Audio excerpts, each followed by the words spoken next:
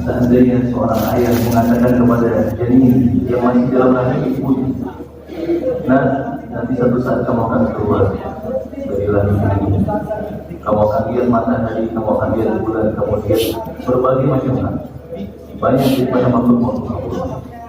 Maka bisa jadi di mana bayi yang baru di dalam rahim ibu tersebut, maka dia berkata bahwa tak mungkin. Yang saya lihat hanya rahim ibu saya. Tapi ternyata ketika keluar dari rahim ibunya dan diberikan oleh Allah Taala kemampuan untuk bisa melihat, maka pasti dia akan mengatakan apa sadaqah. Sungguh ayat kita. Maka begitu dia Allah dan Rasulnya telah berfirman dan Nabi SAW bersabda kepada kita tentang bagaimana nanti dikubur, bagaimana kita dibangkitkan di hadapan Allah Subhanahu wa taala. Banyak di antara hamba-hamba Allah Taala mengingkari perkara tersebut. Aku ragu. Tapi nanti ketika kembali kepada Allah Taala sudah nampak semuanya, tapi pada waktu itu sudah terlambat. Karena sudah dihamparkan semuanya, sudah disingkap semuanya, maka tidak lagi disebut sebagai iman bil ghaib karena sudah musyahadah semuanya. Sudah terjadi. Oleh karena itu, rahmatullah, kita masih diberikan kesempatan yang Allah Taala, gunakan sebaik mungkin kesempatan yang Allah Taala berikan. Kemudian dia sampaikan hadis Nabi sallallahu alaihi wasallam bahwa bangunan Islam itu dibangun atas 5 fondasi, 5 asas. Maka rahmatullah, yang sering kita dengar dengan arkanul Islam, asas-asas Islam, fondasi-fondasi Islam, tiang-tiang Islam, dan bangunan Islam dibangun. Jadi bukan disebut dengan Islam yang menyeluruh, tetapi fondasi-fondasi Islam, asas-asas Islam. Oh, bangunan Islam yang sempurna itu bertopang di atas itu. Itu asas-asas Islam. Itu kalimat syahadat. Itu asyhadu an la ilaha illallah wa asyhadu anna Muhammadar Rasulullah. Kemudian mendirikan salat. Selanjutnya menunaikan zakat, berpuasa di bulan Ramadan, dan haji ke Baitullah jika mampu. Maka rahmatullah adalah ibadah. Maka kesempurnaan Islam, bangunan Islam bertopang di atasnya, dibangun dengan asas daripada 5 perkara tersebut. Tetapi lalu bagaimana kesempurnaan Islam, kesempurnaan bangunan Islam ini? Maka di dalamnya ada muamalatnya, ada muasyarahnya, dan juga akhlak.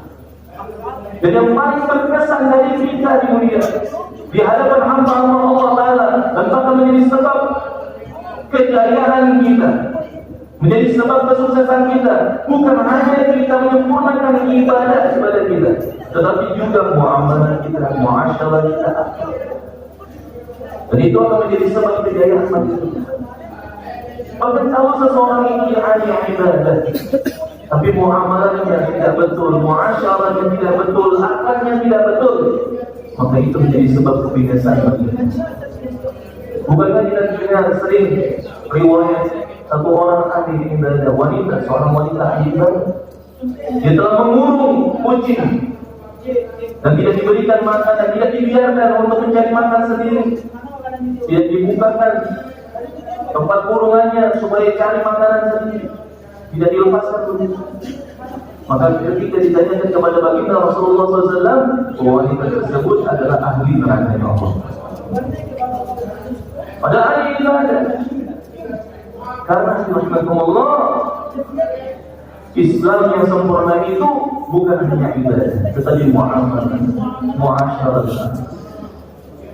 Satu riwayat yang sering kita dengar berkenaan dengan 3 orang yang terkurung dalam gua.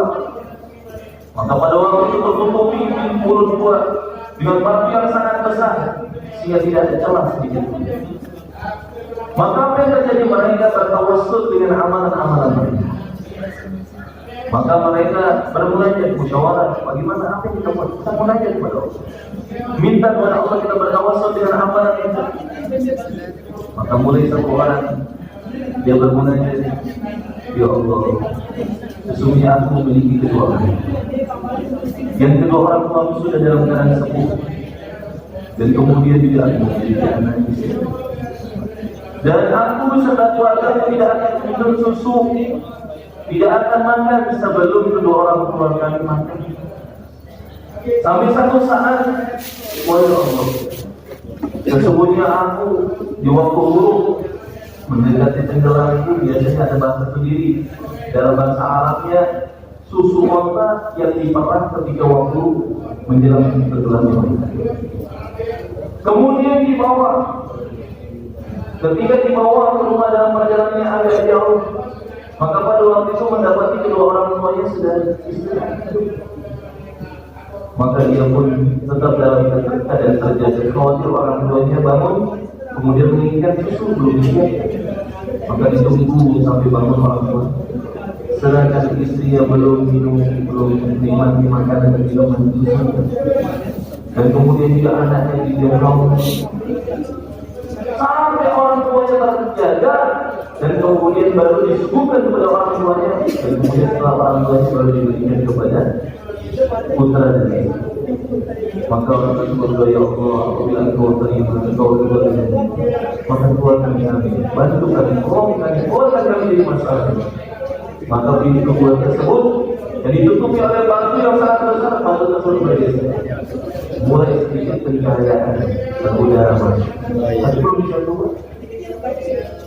Kemudian yang kedua, berdoa kepada Allah, ya Allah, sesungguhnya aku memiliki saudara sepupu perempuan yang cantik, dan kemudian aku tertarik kepadanya. Dan satu saat dia memiliki hajat yang sangat mendasar sekali, sangat diperlukan. Jika aku menawari kepadanya, kalau kamu mau aku akan bantu, aku berikan 120 dinar, tapi dengan syarat kau menyerahkan dirimu kepadamu. Kemudian disepakati di waktu yang sudah ditentukan, ketika hendak berbuat perkara tersebut, maka sepupunya yang wanita tersebut mengatakan, wahai saudara kami, takutlah kepada Allah Ta'ala. Jangan membuka satu cincin kecuali dengan hak. Maka Allah ketika dia menyampaikan ittaqillah, bertakwalah kepada Allah Subhanahu wa Ta'ala, maka seketika itu juga aku tinggalkan saudari perempuan yang aku sangat cintai, saudari sepupu tersebut yang aku sangat cintai, dan aku letakkan uang 120 dinar itu karena Engkau, ya Allah. Kalau Engkau terima, ya Allah, Engkau juga dengannya, keluarkan kami dari sini. Bergeser kembali, lebih besar, bergeser batasnya, tapi belum bisa keluar. Kemudian yang ketiga, dia berdoa, ya Allah, sesungguhnya aku memiliki pekerja yang dibayar, digaji, disewa. Kemudian sudah tiba masanya untuk diberikan gajinya, tapi kemudian dia mengatakan akan diberikan dulu waktu, akhirnya pergi satu tempat.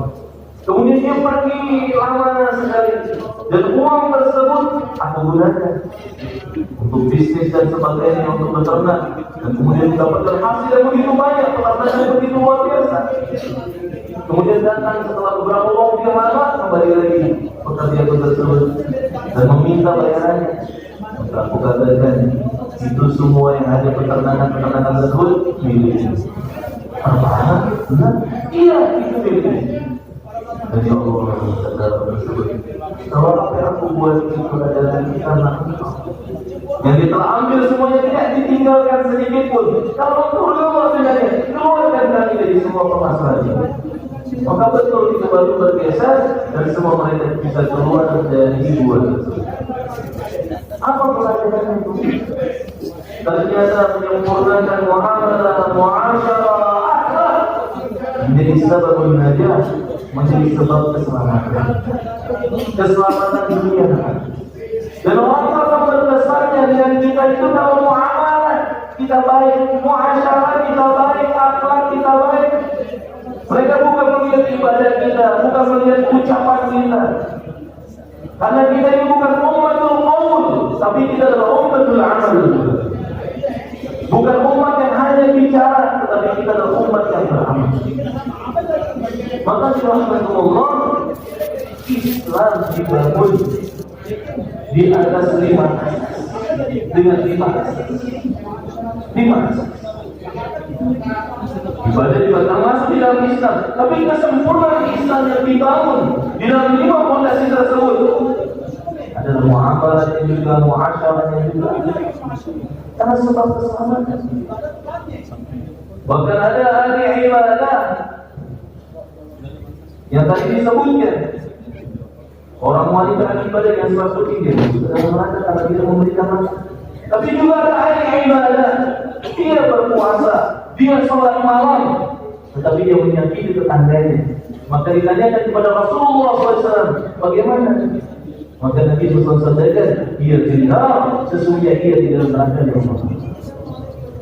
Muhammad. Maka tadi yang berada di gua itu semua bermuara karena muasyarah yang baik di dalam luar itu. Berbakti kepada kedua orang tua. Berbakti kepada dua orang tua, muasyarah. Kemudian anak.